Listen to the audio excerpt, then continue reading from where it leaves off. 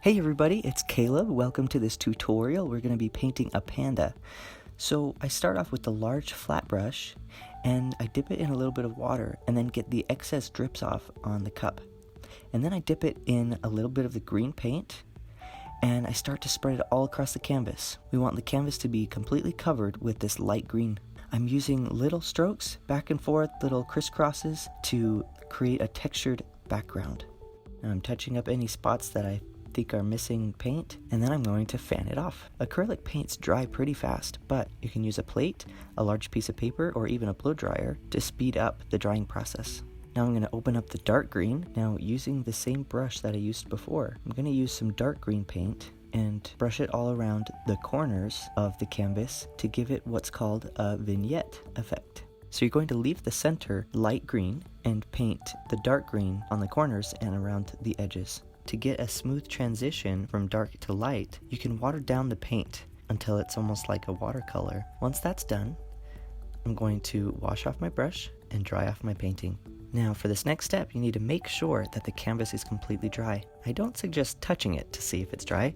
I suggest gently picking it up and moving it around in the light and checking for any shiny spots. If you see any spots that are very shiny, that means that parts of your painting are still wet. If the entire canvas has sort of a matte finish or a tacky texture, it means you should be ready for the next step. Now that the canvas is dry, I'm going to grab the chalk and draw two big circles in the center of the canvas. One is for the panda's head, and the other is for the panda's body. Now this panda is going to be a cute baby panda with a big head, so the head is going to be the same size as the body. You'll want the circles to overlap just a little bit. Now remember, chalk is not permanent. You can wipe off any mistakes or unwanted lines with a clean brush and a little bit of clean water. Now that my circles are drawn, I'm going to use the second largest brush to fill in the two circles with white paint. But I don't want to fill them in perfectly. What I want to do is create some rough edges on the outsides of the circle to make it look like bits of fur. Now I'll fan it off and get ready for the next step.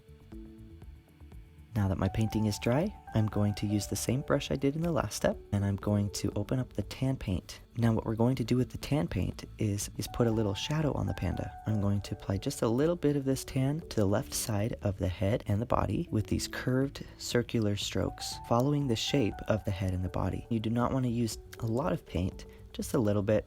Now we're going to put a shadow where the eyes will go. I'm going to be painting a little triangle, but I'm going to do it at an angle so that it looks like the panda's head is tilted.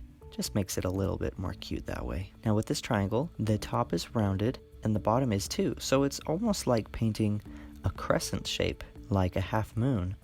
Now I can dry off my brush and let my painting dry. Now I'm using the chalk again to create a big tree branch in front of the panda. Make sure that you draw this tree under the panda's chin so that we don't cover up his face. You'll want to make sure this tree branch is interesting, so don't make it just completely flat. Maybe add a couple curves to it. The edges can even be a little wobbly to make it look more like a real tree. Now I'm going to fill it in with the dark brown color and the same brush that I was using in the last step, which is the second largest brush. Now I'm going to take the chalk and create a little tree branch that's coming off of the large one. It can be wobbly and it can even split and go different directions. We just want to make sure that this tree branch doesn't cover up the panda's face. And then I'm going to fill it in with the small filbert brush, which is the second to smallest brush. In order to get a thin little tree branch, you'll want to use very light pressure and not press down very hard on the canvas. Now I'm going to mix a color to create a highlight on the tree. So to do this, I'm going to use mostly tan and just mix a tiny touch of dark brown into it. Now you want to make sure that you don't use very much dark brown because it's very strong. Now we're going to brush this highlight color on the top of the big tree branch. And I'm going to break up these lines. Instead of creating one big solid highlight, I'm going to break up the lines so that in some places you can see the dark brown underneath. This will help give it the texture of bark. Now, with the chalk, I'm going to draw in the ears and the four paws. The ears are just half circles, but make sure you follow the tilt of the head and put your ears at a slight angle. The hands are going to be ovals. I'm making it look like the panda is sort of leaning on the paw on the left and holding onto the tree with the paw on the right. The feet will be similar. On the left paw, we'll be able to see the bottom of the foot, and on the right paw, we'll be just seeing the front. So that's why the shapes are different. Now, as you can see, I filled in the ears, the hands, and the feet with black paint. And we're going to paint the black fur around the eyes of the panda. To do that, we're going to create 2 sideways triangles. But remember, the head is tilted, so we're going to want to keep these triangles following the angle that the head is tilted at. The bottom of this triangle is a little bit more flat, and the top of the triangle is slanted downwards quite a bit. Once those are filled in, I'm going to make sure I don't have a big blob of paint on my brush. For this next step, I need just a little bit of paint, and I'm going to create, with this small brush, a tiny nose. It's going to be an oval shape. Now you'll want to be careful because this can become a very big nose very easily, and so you don't press down very hard on the canvas. Keep your pressure very light to create a small little nose. Now we're ready to create the mouth. Now again, I do not want big blobs of paint on my brush. Just want a tiny bit of paint hiding there in the bristles. And with very gentle pressure, I'm going to paint a line down from the center of the nose. Remember to follow the angle that the panda's head is tilted. I'll add a curved line on the left and on the right for the smile, and then 2 small curves on the ends of each of those. Now we have a cute little smile. I'm going to wash my brush out and use the smallest brush. With some dark green, I'm going to create just a couple leaves that are growing on the tiny branch. To create a good leaf, you'll want to make sure that the bottom of the leaf is wide and the top edge of the leaf is pointy. Now I want to create a gray color for the panda's claws. To do this, I'm going to mix mostly white with a tiny touch of black.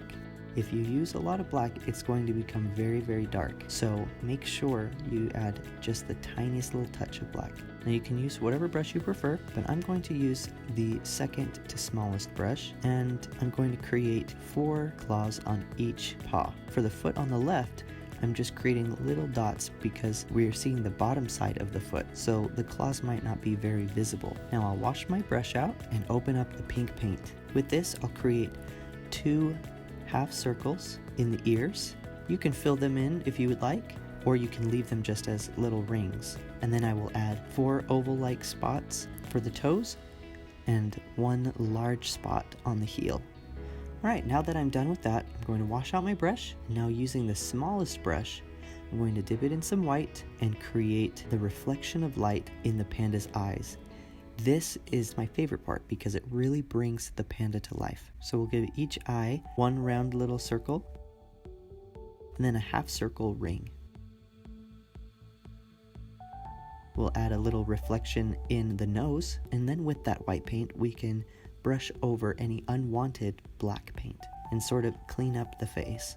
Now all I need to do is let the painting dry, which should just take a few minutes, and then I can brush over the canvas with a clean brush and a tiny bit of water in the areas where chalk lines are still visible. Once I've wiped those off, then it's ready to sign. You can use paint or any kind of paint pen, and there you have it, an adorable baby panda. Thanks so much for watching, everybody. Please visit paintwithcaleb.com to see the other painting kits we offer. And also, remember that I teach in-person and virtual paint nights for kids or adults. These are awesome for birthday parties, work parties, family events, and just a great time with friends. Thanks so much for joining me, and we'll see you in the next video.